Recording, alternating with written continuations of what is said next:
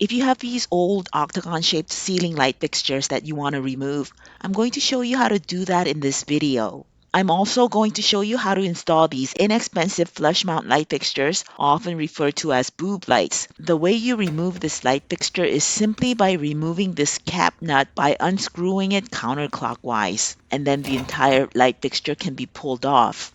Before I got the chance to take one of these light fixtures off and take a video of my doing it, my painter partially took both of them off to paint the part of the ceiling covered by the light fixtures. So, to install this light fixture, you push it up, making sure that the nipple screwed to the light box bracket comes through this hole, and a cap nut gets screwed onto the nipple from the underside of the light fixture to secure it in place.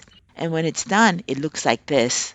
To take this light fixture off completely, I just need to disconnect the wires. I've already switched off the breaker that powers the house wires coming into this box. I just unscrew the wire nuts and separate the light fixture wires from the house wires. So this is what the boob light fixture looks like underneath the glass shade. This long nipple helps hold up the glass shade. I'm thinking that if the nipple were longer, I could have screwed it into the mounting bracket that's already in the electrical box to install this light fixture, but the nipple isn't long enough. By the way, these are the wires that I need to connect to the house wires. So I'm going to install this light fixture by screwing in 2 bolts through these 2 holes. Each of these holes has a bigger opening on one end and a smaller opening on the other. What you're going to see me do during the installation of this light fixture is push up this light fixture base so that the bolts come through the larger end of the holes. And then I'm going to turn the light fixture slightly so that the bolts are located at the smaller end of the holes. And that will keep the light fixture from falling off because the bolt heads can't pass through the smaller end of the holes. This mounting bracket, also called a crossbar, doesn't have holes that are 2 3/4 inches apart. That's the distance between the 2 holes in this light fixture. So I bought a different one for a couple of dollars at a nearby hardware store. I removed the old bracket and put on this new one, which has these 2 holes that are 2 3/4 inches apart. And I already connected the ground wire to this green screw. Now I'm screwing in the bolts part way because I'm going to finish screwing them in all the way after I put on the light fixture base. To install the boob light, I'm first connecting the wires. I'm connecting the 2 black wires of the light fixture to the black house wire using a wire nut and the 2 white wires of the light fixture to the 2 white house wires. I'm tugging on the wires to make sure they're not loose.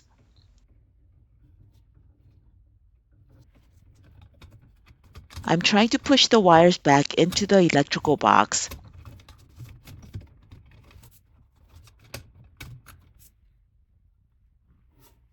Here you can't see my face, but I'm right underneath the light fixture, looking straight up into the 2 tiny holes to find the bolts. And that's why I'm moving the light fixture around so much. If anyone knows a trick to make this process easier, please let me know in the comment section.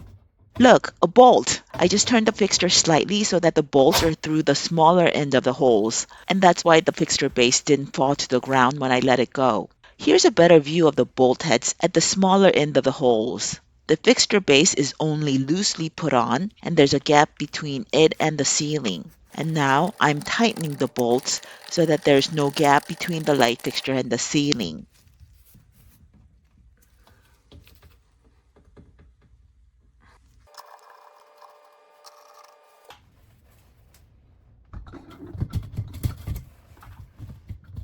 This is just a decorative washer. And this is the cap nut, also called a finial, that I screw onto the nipple to hold up the glass shade.